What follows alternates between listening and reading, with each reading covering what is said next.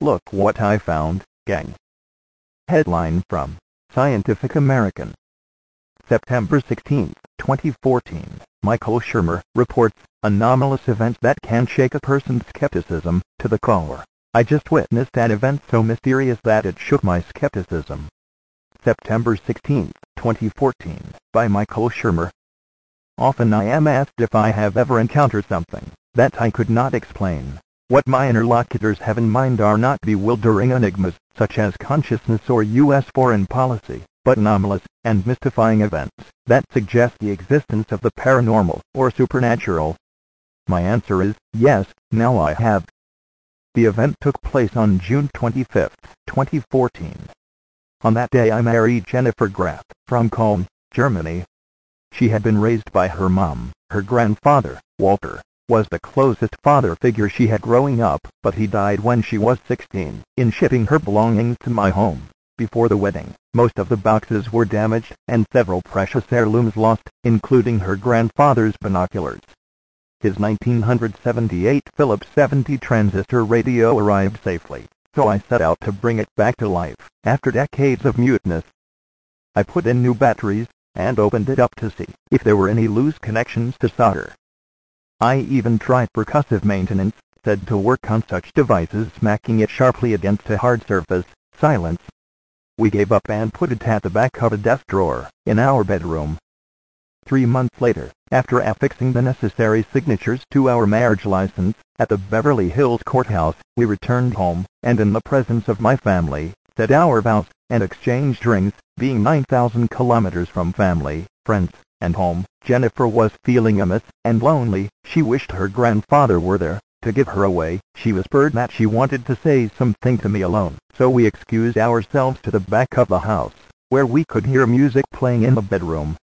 We don't have a music system there, so we searched for laptops and iPhones, and even opened the back door to check if the neighbors were playing music. We followed the sound to the printer on the desk, wondering absurdly if this combined printer/scanner/fax machine also included a radio. Nope. At that moment Jennifer shot me a look I haven't seen since the supernatural thriller The Exorcist startled audiences. That can't be what I think it is, can it? She said. She opened the desk drawer and pulled out her grandfather's transistor radio, out of which a romantic love song wafted. We sat in stunned silence for minutes. My grandfather is here with us, Jennifer said, tearfully. I'm not alone. Shortly thereafter we returned to our guests with the radio playing. As I recounted the backstory, my daughter, Devin, who came out of her bedroom just before the ceremony began, added, I heard the music coming from your room, just as you were about to start. The odd thing is that we were there getting ready just minutes before that time, without any music. Later that night we fell asleep to the sound of classical music emanating from Walter's radio. Fittingly, it stopped working the next day, and has remained silent ever since. What does this mean? Had it happened to someone else, I might suggest a chance electrical anomaly, and the law of large numbers, as an explanation. With billions of people having billions of experiences every day, there's bound to be a handful of extremely unlikely events that stand out in their timing and meaning. In any case, such anecdotes do not constitute scientific evidence that the dead survive, or that they can communicate with us via electronic equipment.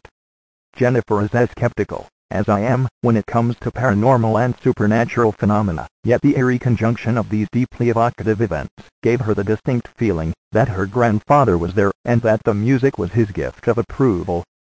I have to admit, it rocked me back on my heels, and shook my skepticism to its core as well.